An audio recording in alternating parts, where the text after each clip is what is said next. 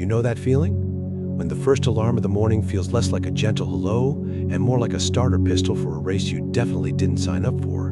You open your eyes and boom, before your feet even hit the floor, the sheer weight of the day is already sitting on your shoulders. The to-do list, the endless emails, the chores, the expectations, it's a relentless grind. You go through the motions, wake up, work, eat, sleep, repeat. And somewhere in that loop, life starts to feel less like something you're living and more like something that's just happening to you. It's like being a passenger in your own life, watching the world blur past the window without ever really being in the driver's seat. But what if the secret to breaking this cycle isn't some monumental life change, like a bigger paycheck or a 2-week escape to a tropical island? What if the answer isn't about escaping the struggle, but learning how to find meanings inside of it? We've been sold this fantasy that joy is a destination. Like you'll finally get your happiness passport stamped after you've ticked off all the life boxes. But here's the truth. That's a lie. Joy isn't a prize you win at the end of the game. It's a muscle you build. It's a practice. It's something you cultivate, not in the highlight reel moments, but in the gritty, messy, everyday reality of your life.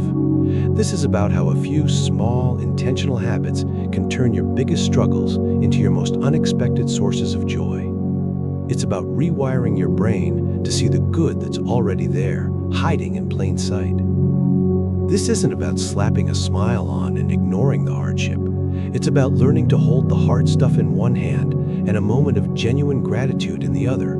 Today, we're walking through 5 powerful, science-backed habits that can help you reclaim your life, not by changing your circumstances, but by changing your relationship with your circumstances. This is how you stop just surviving and start truly living. Let's start with a number. In 2025, studies are showing that a staggering 66% of employees are experiencing burnout. Some reports show this number is even higher, with Gallup polls finding 76% of employees feel burned out at least sometimes. That's not just the statistic, that's the silent collective hum of exhaustion in our lives. It's the feeling of being overwhelmed, overstressed, and emotionally drained, with a crushing workload often being the main culprit. This isn't just a work problem, it's a life problem. It's a joy deficit. We are so busy managing the struggle that we've forgotten how to notice the good. But what if the path out of this burnout isn't to do less, but to find more meaning in what we're already doing? So, why does modern life feel like we're constantly running on empty? Part of the answer is pure biology. Our brains are hardwired with something called a negativity bias. Think of it as a leftover survival feature from our ancestors. It kept them safe by making them hyper-aware of potential threats. A rustle in the bushes, a storm cloud on the horizon. In today's world, that same wiring makes us fixate on the stressful email, the critical comment, or the looming deadline. Our brains are naturally better at velcroing onto negative experiences than positive ones. It takes real, intentional effort to override this default setting. The other part of the problem is cultural. We live in a society that glorifies the hustle. We're constantly told to chase the next big thing, the promotion, the new car, the dream house. We start to believe that happiness is something that happiness. Later, after we've achieved enough. But happiness is often just a fleeting reaction to something good happening. Joy is different. Joy is an internal state of being. It's that quiet sense of purpose and contentment that can show up even on a terrible day. We keep postponing this joy, telling ourselves we'll finally be happy when this project is over, when the kids are grown, when I finally retire.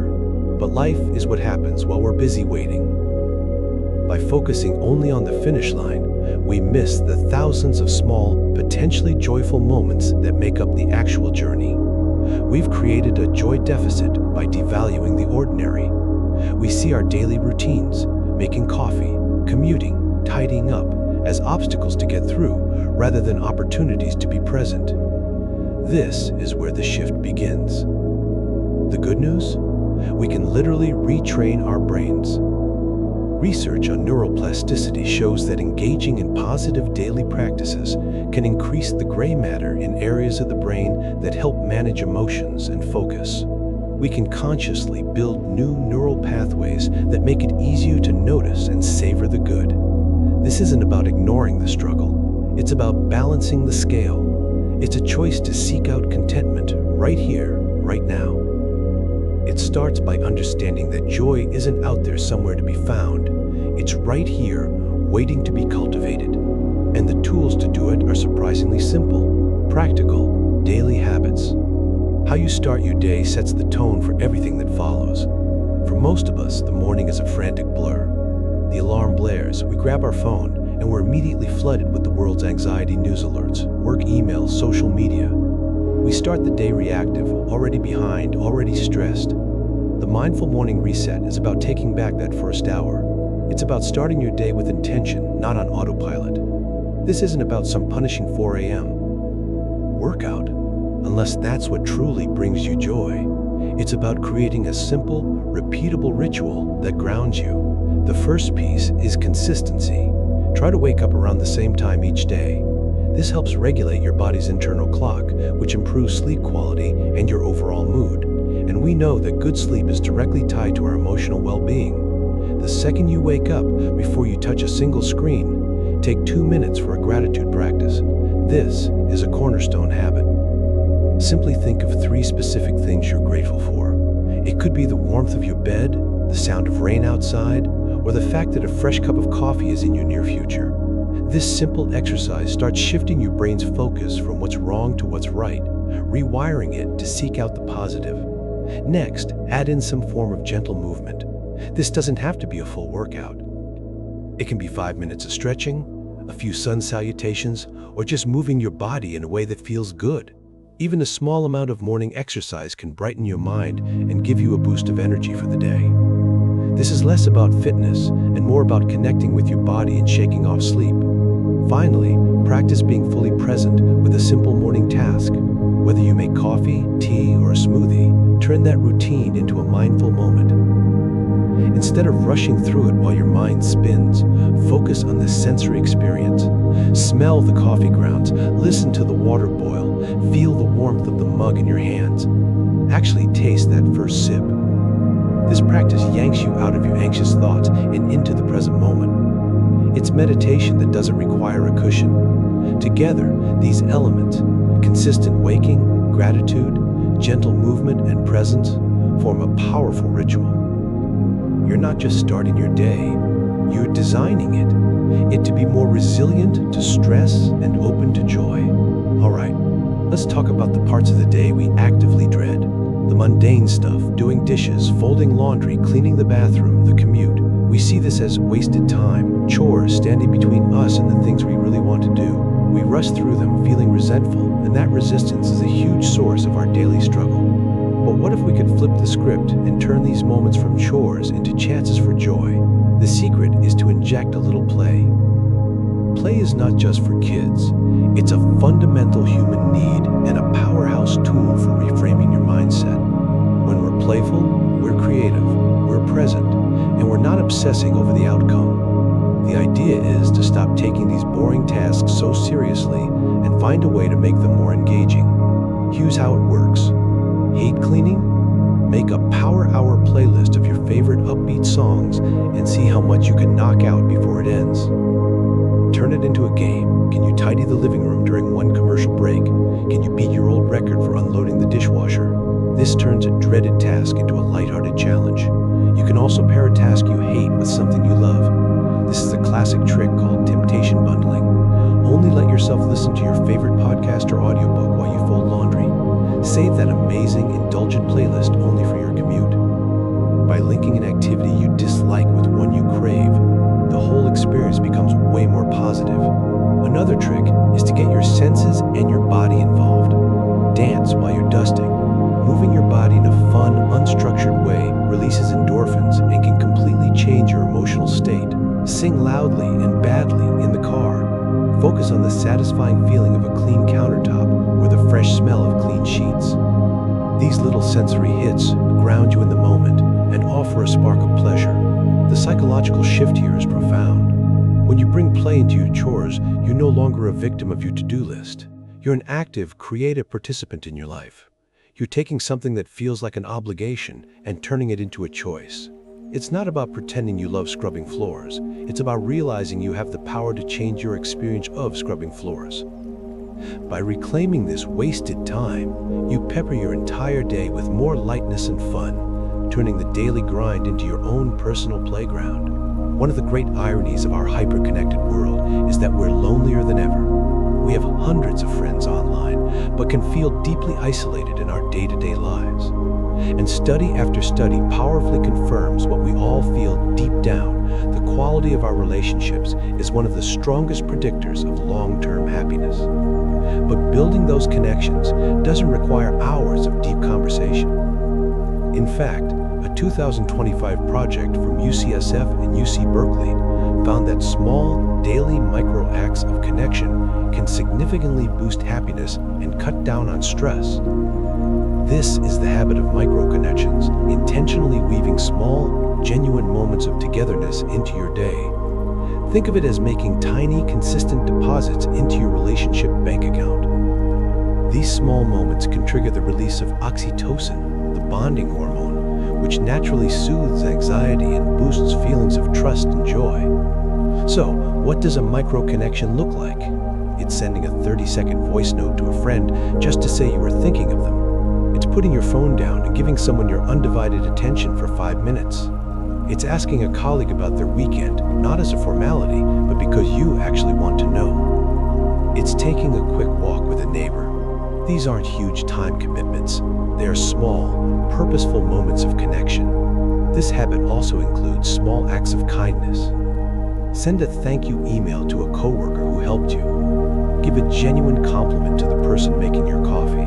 Let someone go ahead of you in line. These acts create a positive ripple effect, not just for others, but for you. Cheering others on reminds us that we're all in this together. The key here is being intentional. It's so easy to go through an entire day interacting with people on a purely transactional level.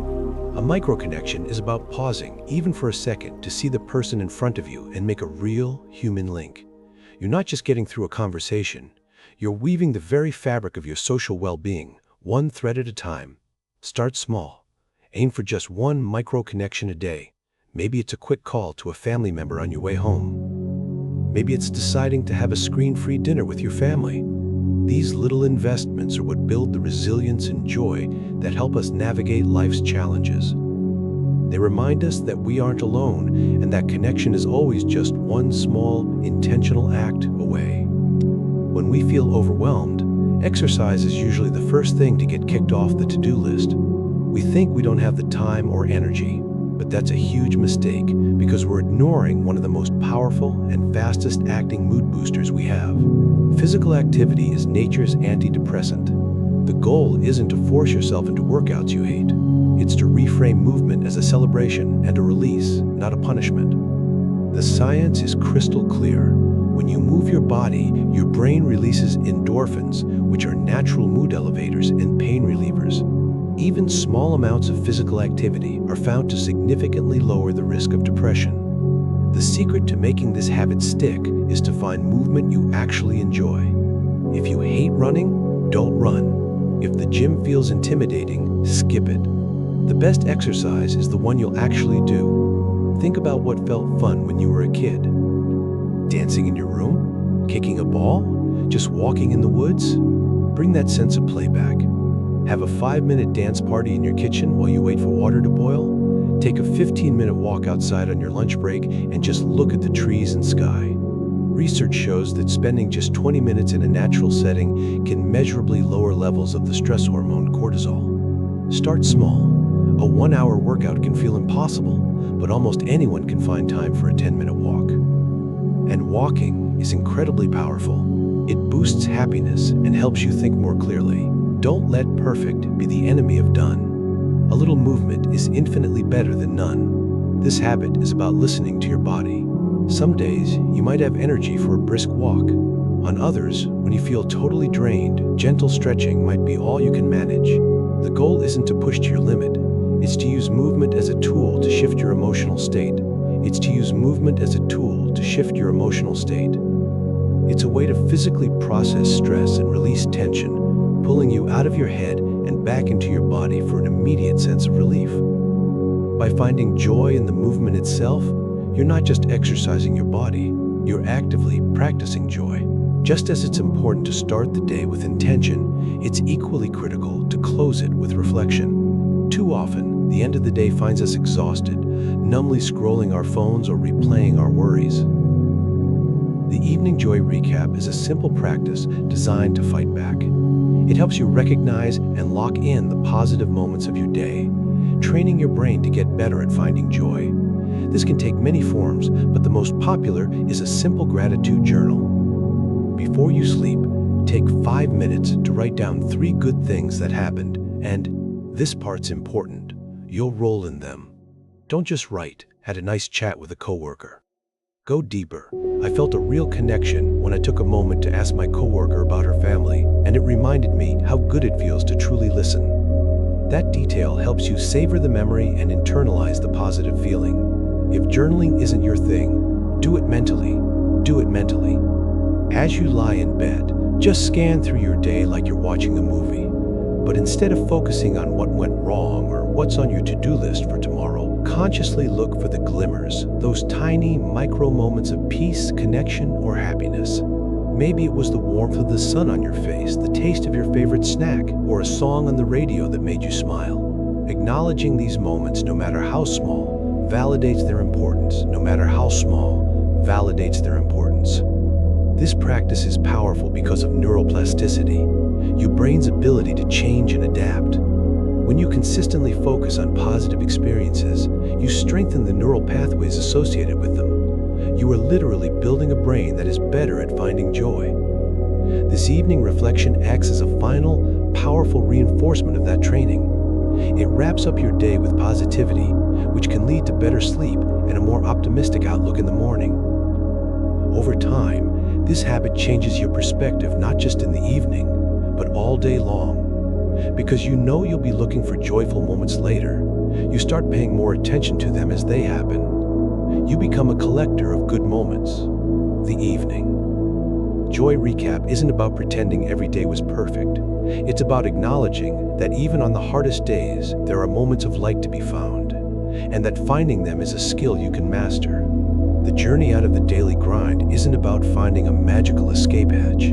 It's about realizing that joy isn't a destination, but a path you walk, one intentional step at a time. It's a skill you can learn, a practice you can build, and it's available to you right now, right in the middle of your perfectly imperfect life. We've talked about 5 habits: the mindful morning reset, to start your day with intention; reclaiming wasted time with play, to transform chores into fun; the power of micro-connections to build happiness through others; movement as mood medicine, to physically shift your emotional state; and the Evening Joy Recap to wire your brain for gratitude. None of these require a massive life overhaul. They are small, simple, and designed to be woven into the life you already have. They work by shifting your focus from the things you can't control to the one thing you always can, where you put your attention. The struggle is real. It's a non-negotiable part of life. But it doesn't have to be the entire story. By consistently practicing these small acts of intentional joy, you begin to change the narrative. You start to see that even within the struggle, there are moments of beauty, connection, and grace. You learn to find the light, not by waiting for the darkness to pass, but by learning how to turn on the lamp yourself. Start with one habit, start small, and give yourself permission to find joy, not someday, but today. We've covered 3 powerful habits, and now I'm curious. What's one small thing you do that consistently brings you a little flash of joy? It could be a song, a specific routine, a tiny treat. Share it in the comments below, because your idea might be the one thing someone else needs to hear today. Plus, scrolling through them can be a great source of inspiration for all of us. And hey, if you're getting something out of this and want more practical guides for building a more joyful life, take a second to hit that subscribe button. It's a small click that makes a huge difference.